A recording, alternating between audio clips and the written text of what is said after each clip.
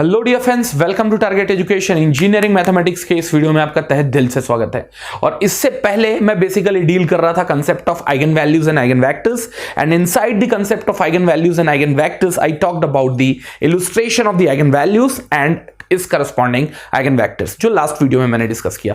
और आज की इस वीडियो में मैं अपने आप को कन्फाइन करूंगा the basic properties followed by the eigen values and its corresponding eigen vectors. ध्यान देना, ये जितनी भी प्रॉपर्टीज मैंने लिखा है, around how many 20 number of properties are written over there है, तो कई सारी प्रॉपर्टीज, इसमें से केवल मैंने बेसिक प्रॉपर्टीज या इंपॉर्टेंट प्रॉपर्टीज को यहां क्या किया है, लिस्ट डाउन किया। और मुझे ये लगता है कि ये प्रॉपर्टी ज्यादा अच्छा हो, थोड़ा कंसेप्चुअली ग्रास्प कर लो, याद रखो, क्योंकि गेट में कई प्रॉब्लम ऐसे आए हैं कि अगर आपको प्रॉपर्टीज नो नहीं है आइगन वैल्यूज और आइगन वेक्टर्स के, तो शायद वो प्रॉब्लम को आप अप्रोच ही ना कर पाओ। तो आप ये मानो या ना मानो, whatever the different properties has been written in terms of eigen values and its respective eigen vectors, they are ultra important. Is that part clear? चलिए, तो अब मैं धीरे धीरे लिस्ट आउट जो किया है मैंने, उस प्रॉपर्टीज को क्या करूंगा, स्ट्रेच करने की कोशिश करूंगा। देखो क्या है, what is the heading over there? The basic properties of eigenvector and its corresponding eigenvector. तो मैंने assume किया है, I have got a square matrix which is in order of n cross n, और इसके eigen values हैं correspondingly lambda 1, lambda 2, lambda 3, lambda 4 dash dash till lambda n।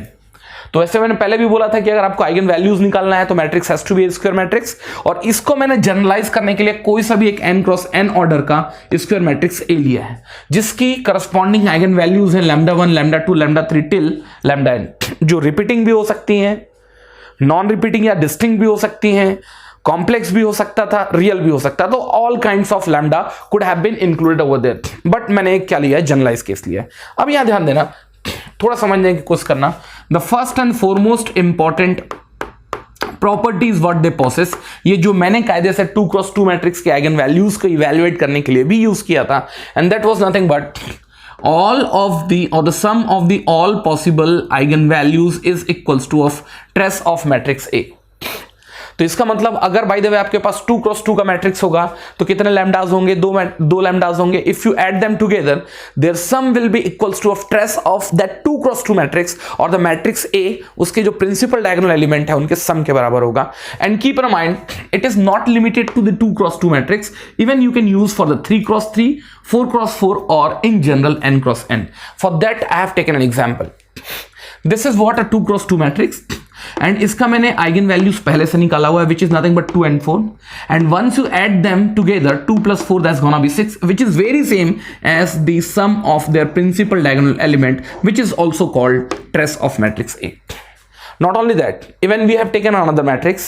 ये क्या है, फिर से एक स्क्वायर मैट्रिक्स है।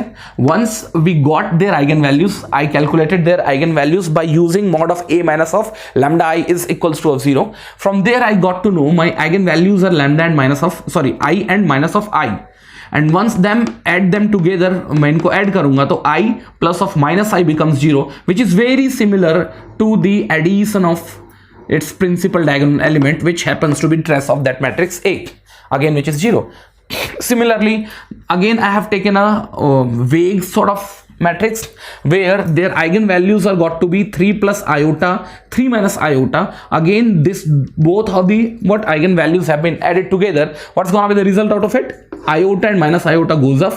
3 plus 3, that's the 6. Again, it happens to be what? It happens to be sum of its principal diagonal element, which is trace of A. Even if you come down to this, यहां भी अगर आप इसके eigen values देखेंगे, so first is gonna be 1 plus iota divide by root 2, and the second is gonna be 1 minus iota divide by root 2, and again once you add them together their addition will be 1 upon root 2 plus 1 upon root 2, iota's component goes off, so the result is gonna be 2 divided by root 2, 2 divided by root 2, which results root 2, and the same outcome comes over here. What's gonna be the first element? It's gonna be 1 upon root 2. What's gonna be the second element? It's a 1 upon root 2. Once you add them together, you'll get the same result. Keep in mind, they are very important as far as the gate is concerned, and it is equally valid for any order of the matrix. That means it has to be a square matrix. And at the same time, the next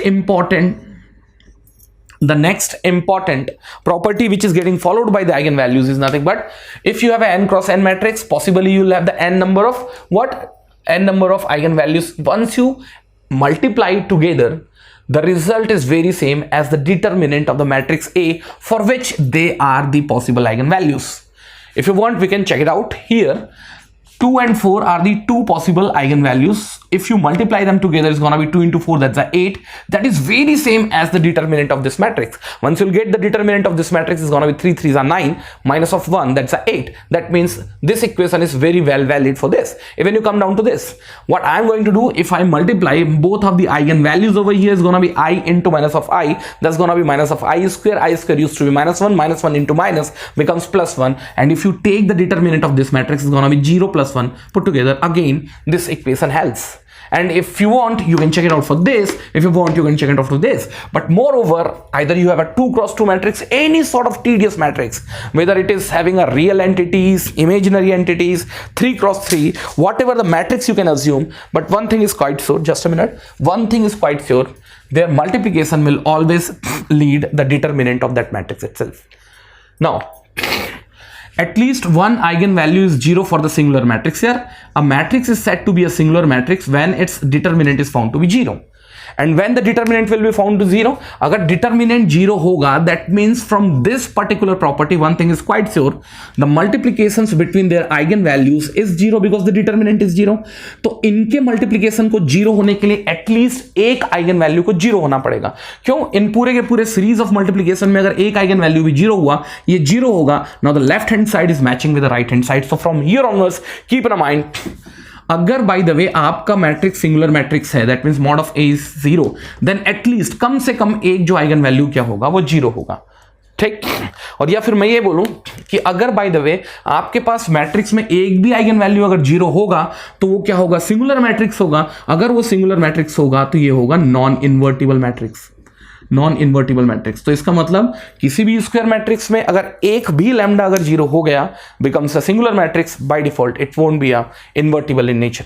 agreed. इसी sequence में next देखता हूं मैं.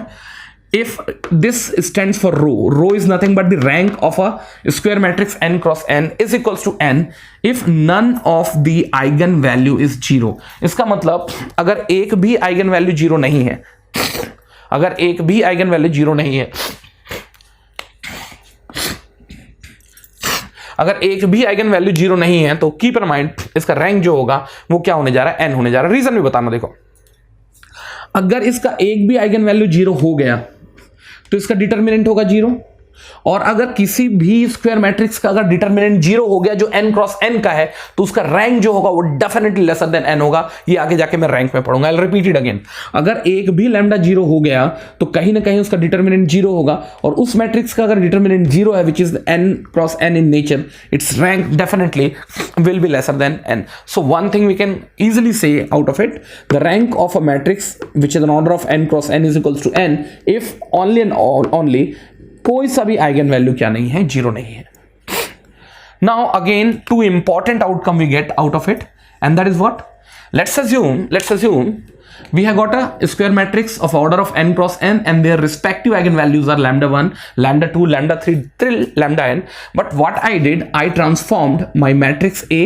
I took its power as k. It could have been like, ये क्या क्या हो सकता था, it could have been 2, it could have been 3, it could have been 4, it could have been 4, 5, or at worst it could have been even a to the power minus 1. So what the result you expect, or what the change you expect in your eigenvalue, the individual eigenvalues used to have the same impact which we had the impact with the a. What it is, if it is a to the power k, that means the individual eigenvalues will also have the same implications. Their power becomes to the power k. Or if you want, we can take an example of it. See, if it is 3, 1, 3 and their eigenvalues are 2 and 4, and what we are going to do, if you take another matrix like 3, 1, 1 and 3 to the power k, the k would have been 2, 3, 4, minus 1, whatever it might be. So their eigenvalues, initially they were 2, now it will become 2 to the power k, and initially it was 4, now it will become 4 to the power k. Like, if you want to have a precise value, if k is minus 1, their eigenvalues are gonna be 1 upon 2 and 1 upon 4. If you want, we can prove it how this has been done. तो ध्यान देना, eigen values और eigen vector का concept तो आपको ध्यान है. So if this is what my matrix A and it has its eigen vector as a of x which supposed to be equals to of lambda of x. मैंने क्या किया, ध्यान देना, A got multiplied both on the side. If the A got multiplied both on the side, it's gonna be A square into X. Still it is matrix. No, मैं डब्बा नहीं लिख रहा हूँ because unnecessarily it's taking my extra effort. Is equals to of lambda. A gets multiplied inside, it's gonna be AX, and keep in mind the AX is very same as lambda X. Put together, this can be written as lambda into lambda X, and here is gonna be lambda square into X. That means implications, if the A becomes square, the result is going to be lambda square, and if one more time the A is getting multiplied, one more time the lambda will get multiplied, and put together the implication is very same. If the A to the power k has to be a natural number somewhere, 1 will remain same as no, so 2 3 4 5 6 7 8, the replications will be very same. कोई ये confuse मत करना sir कि 1/2 होगा तो क्या होगा, भाई मैट्रिक्स का कोई रूट ओवर नहीं निकाल सकता. At worst it could have been -1. जब आप इसका क्या निकाल रहे हैं, इनवर्स निकाल रहे हैं, उसके लिए भी क्या होगा, ये ट्रू होगा. सो k की पॉसिबल वैल्यूज क्या क्या हो सकती थी, एक -1 हो सकती थी. 0 और 1 का ऐसा सच कोई मतलब तो यहां नहीं होता. It could have been 2 3 4 5 7. So it's valid for all possible values of k which starts from -1. It could have been 2, it could have been 3, it could have been 4, so on and so forth. ठीक है. And as I said, if it is valid for the inverse also. Like if you have got a matrix A whose eigenvalues are lambda 1, lambda 2 till lambda n, and now you have transformed your matrix as a part of its inverse. So now the new lambdas are gonna be lambda 1 inverse, lambda 2 inverse, lambda 3 inverse. Is that part clear? As we have seen over here, and that's true for k is equals to 2, 3, 4, whatever it might be. Agreed. So as I said, it's gonna be one of the important outcome or one of the important property which is getting followed by the eigenvalues. Now, next, eigenvector of a matrix A with the distinct eigenvalues are linearly independent. What I am trying to say, if you have a square matrix and if their eigenvalues are distinct, like here they are distinct, they are not repeating. अगर इनके जो क्या है eigenvalues अगर distinct हैं तो उनके जो क्या होंगे, उनके आइगन वेक्टर्स जो होंगे वो क्या होंगे, लीनियरली इंडिपेंडेंट होंगे. What is the basic feeling of linearly independent? Like here we have got a 2 different eigen values 2 and 4.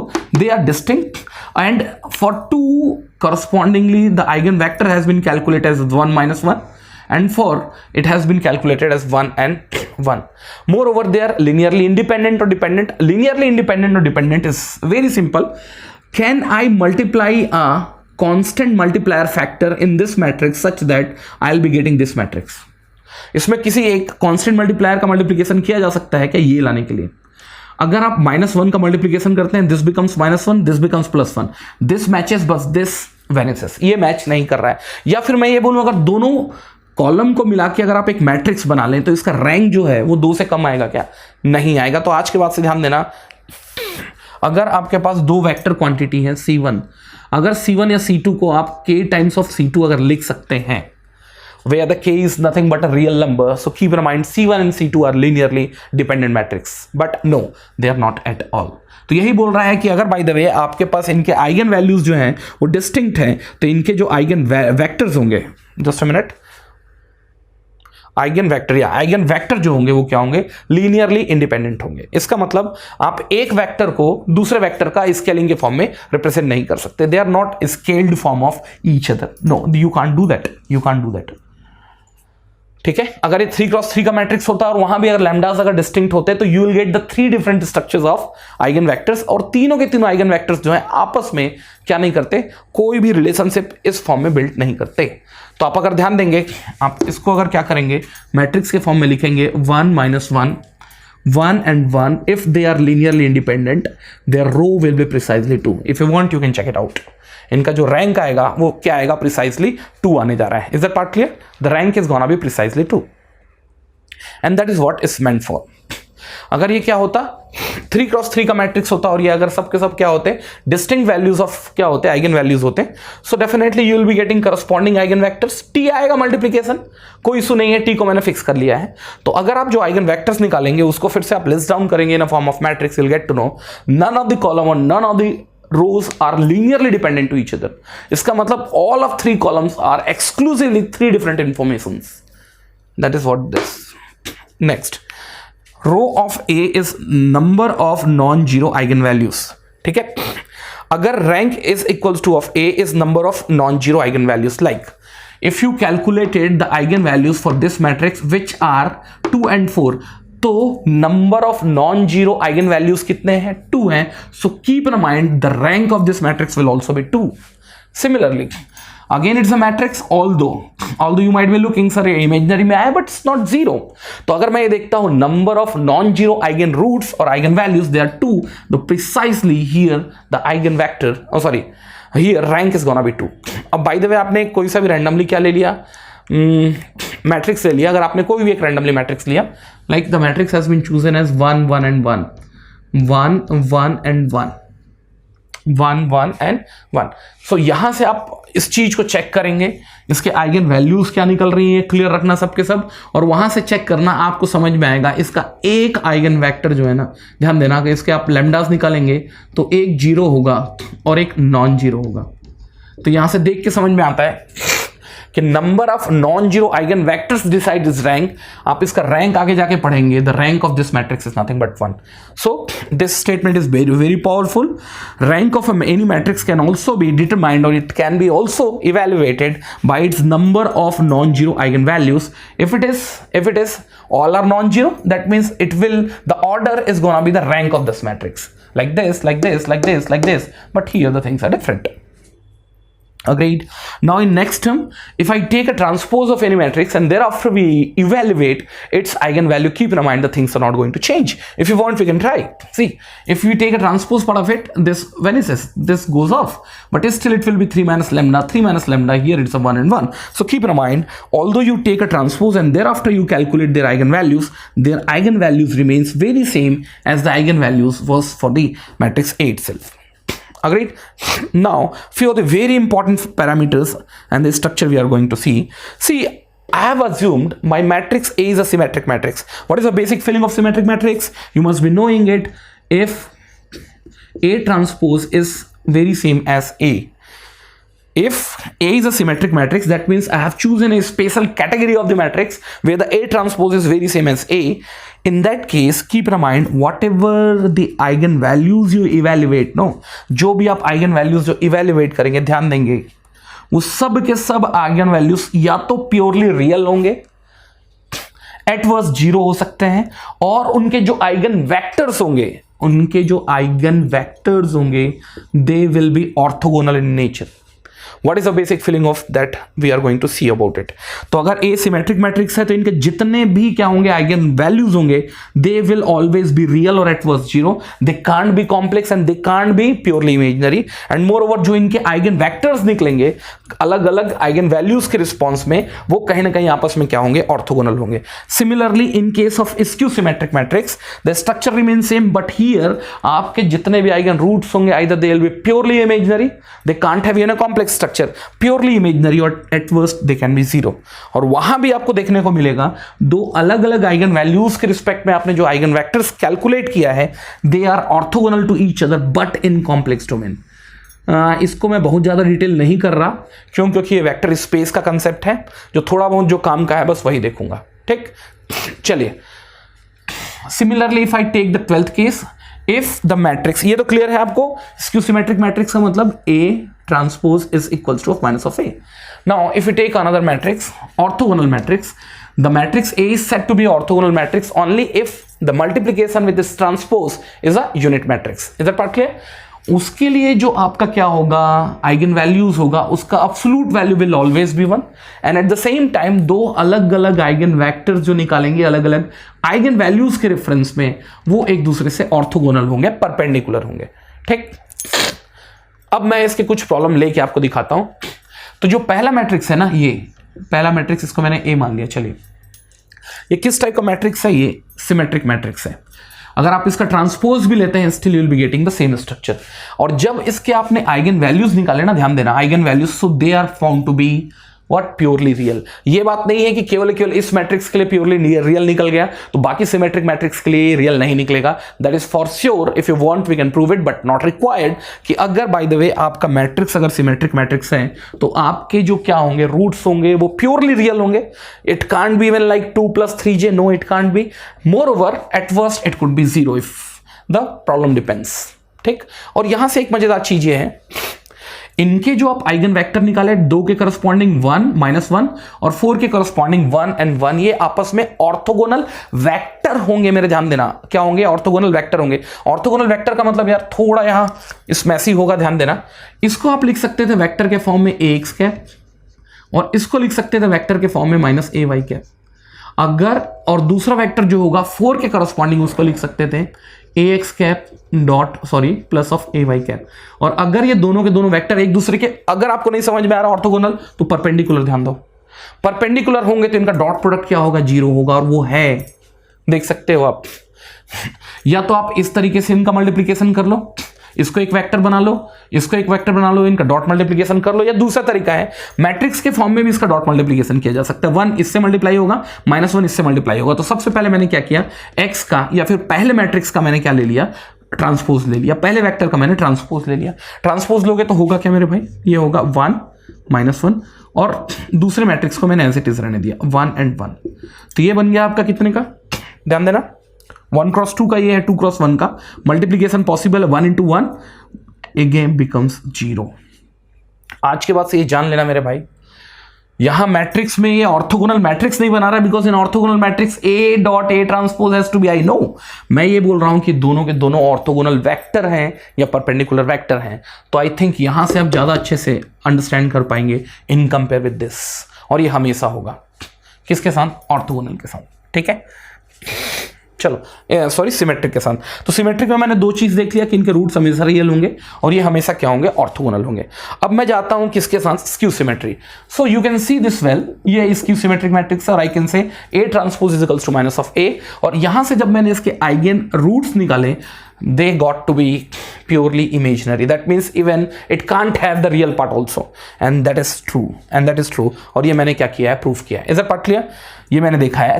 तो ये केवल इस इक्वेशन या इस प्रॉब्लम के लिए नहीं, every year you will be getting the same situation. More over, मैं ये बोल रहा हूं कि ये ऑर्थोगोनल भी है कॉम्प्लेक्स डोमेन में, तो ऑर्थोगोनल शायद प्रूव नहीं कर पाओगे। ध्यान देना, ऑर्थोगोनल कैसे होगा? आप ये बोलोगे sir x transpose into y is equals to 0, तो यहां आएगा 1, यहां आएगा i, यहां आएगा 1 और यहां आएगा -i। जब इनका मल्टीप्लिकेशन करेंगे तो रिजल्ट जो आएगा वो कितना आने जा रहा है? 2। तो आप तो यही बोलोगे सर ये कायदे से ऑर्थोगोनल तो नहीं। एक चीज ध्यान देना, ये जो है ये कॉम्प्लेक्स वेक्टर है। कॉम्प्लेक्स वेक्टर आपके सिलेबस में नहीं है तो मैं डील नहीं करने जा रहा। उस केस में you don't take only transpose, you take transpose as well as conjugate. तो कायदे से अगर बाय द वे आपको ऑर्थोगोनल प्रूव करना है किसके लिए? कॉम्प्लेक्स मैट्रिक्स के लिए, तो not only you have to take transpose, you have to take its conjugate also, and once you will do so the result becomes 0। Results become 0। That's a different thing कि अगर by the वे आपके पास दोनों के दोनों vector अगर क्या है? Real quantities हैं, तो इस कॉन्जुगेट का कोई इफेक्ट नहीं हुआ था लाइक इन फर्स्ट केस। लेकिन अगर आपके पास कुछ कॉम्प्लेक्स नंबर्स भी हैं, so basically actual meaning of 2 vectors are said to be what? Orthogonal vectors if transpose conjugate of the first vector getting multiplied with the second vector has to be null. कहां से आया मैं बात नहीं कर रहा हूं, लेकिन yes, if it is happening by default it has to be an orthogonal matrix obviously in the complex domain. तो मैं ये देखता हूं इसके सिमेट्रिक मैट्रिक्स, इसके जो आइगन वैल्यूज होंगे it will be purely imaginary और it was 0 and they are orthogonal in complex domain. तो मैं अगर ये बोलूं कल के दिन से अगर 2 वेक्टर को अगर आपको ऑर्थोगोनल प्रूव करना है, so this is what the actual structure is and this is what transpose conjugate which we do in hermitian matrix. ठीक है, इज दैट पार्ट क्लियर? तो पहले के केस में अगर रियल था तो इस कॉन्जुगेट का कोई मतलब ही नहीं था और वो 0 हो रहा था, तो कहीं ना कहीं ऑर्थोगोनल है। लेकिन अगर आपके पास एंट्रीज जो है आइगन वेक्टर्स की अगर कॉन्जुगेट है तो इसको तो लेना बनता है, and here it's 0। Agreed? Now, at the same time, now we come down to this value. What it is, it's deliberately I have chosen a matrix which is an orthogonal matrix. If you want, you can check it out. Orthogonal matrix. And what's gonna be its outcome? Its outcome is gonna be 1 plus minus root I divided by root 2. What about the orthogonal matrix? Orthogonal matrix says that the individual eigenvalues, its absolute value is always 1. That means how many number of eigenvalues you have? You have 1 plus iota divided by root 2 and 1 minus of iota divided by root 2. If you take their modulus, definitely value is gonna be 1. What's gonna be the modulus of 1 plus I? That's gonna be root 2 divided by root 2, 1. 1 minus I, again that's root 2 divided by root 2, that's 1. so is the problem from the symmetric matrix, is gonna be problem from skew symmetric matrix, and it's the problem of orthogonal matrix. And the things are quite clear over here. It's quite clear over here. Is it part clear? So what is the basic meaning of this? The meaning is that if you have what orthogonal matrix, always your lambdas will be falling. Let's take it's a real axis, is the imaginary axis. Your lambdas will be falling over a circle which is centered at origin, having the radius is equals to of 1. Agreed?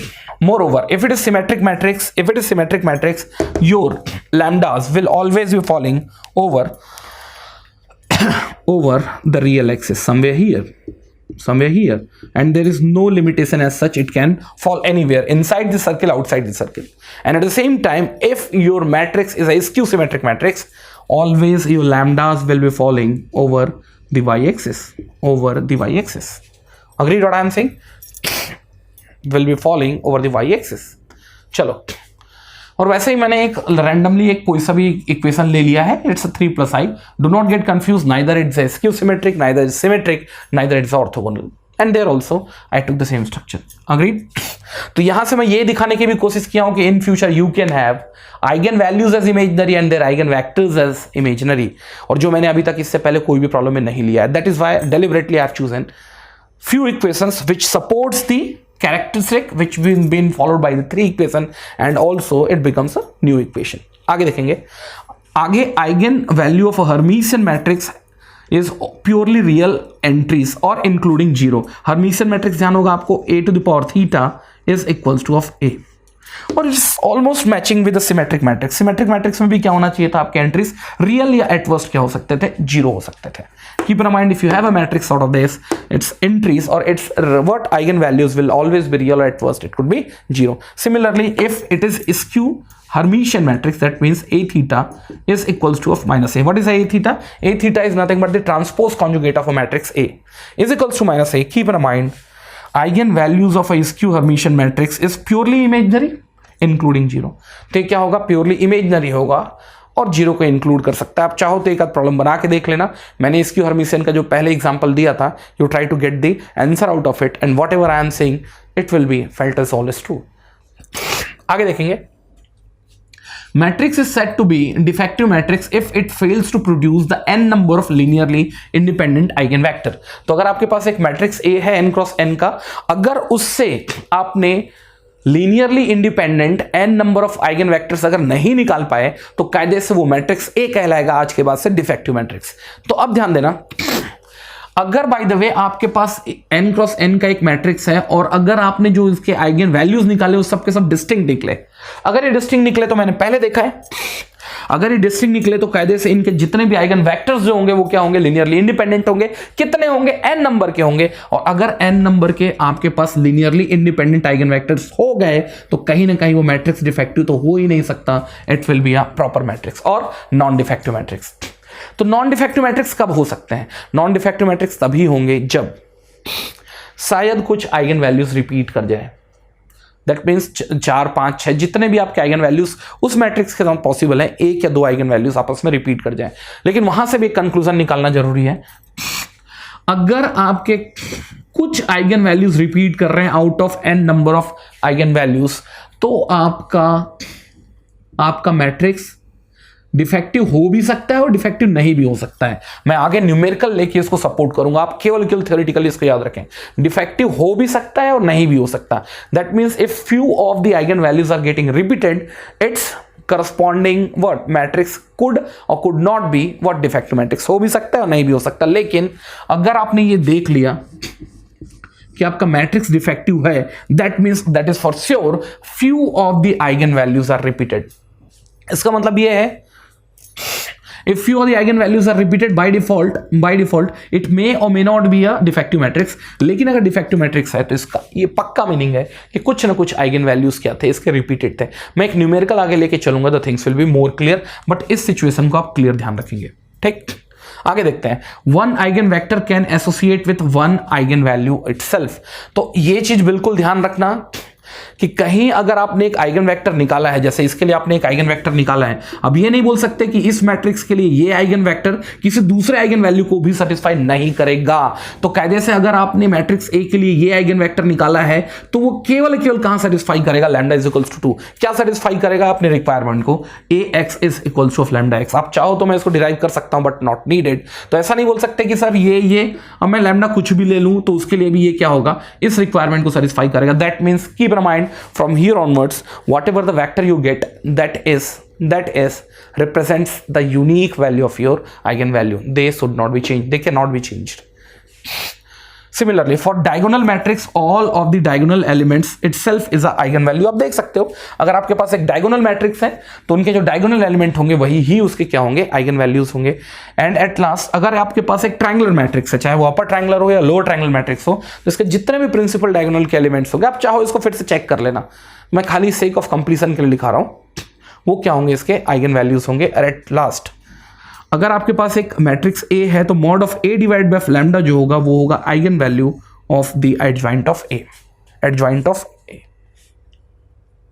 और last में आप चाहो तो लिख सकते हैं 21st what is what, ये क्या था, तो 21st जो था वो क्लियर था कि आपके आइगन वेक्टर्स जो होंगे they are not unique, eigen vectors are non unique. वैसे मैंने देखा है टी के फॉर्म में आता है आपका इनफाइनाइट सॉल्यूशन से, तो वहां आपको कोई एक फिक्स्ड आइगन वेक्टर नहीं मिलेगा। You will get a format of eigen vector, once you change the value of t you will get the separate eigen vectors, they are linearly dependent sort of thing. तो ये clear हो जाने के बाद वैसे मैं जब न्यूमेरिकल लूंगा तो ज़्यादा अच्छे से कनेक्ट कर पाऊंगा कहीं, but for the time being keep aside यही ही आपका क्या है, properties followed by the eigen values and eigen vectors. चलिए मिलते हैं नेक्स्ट वीडियो में। Thank you very much.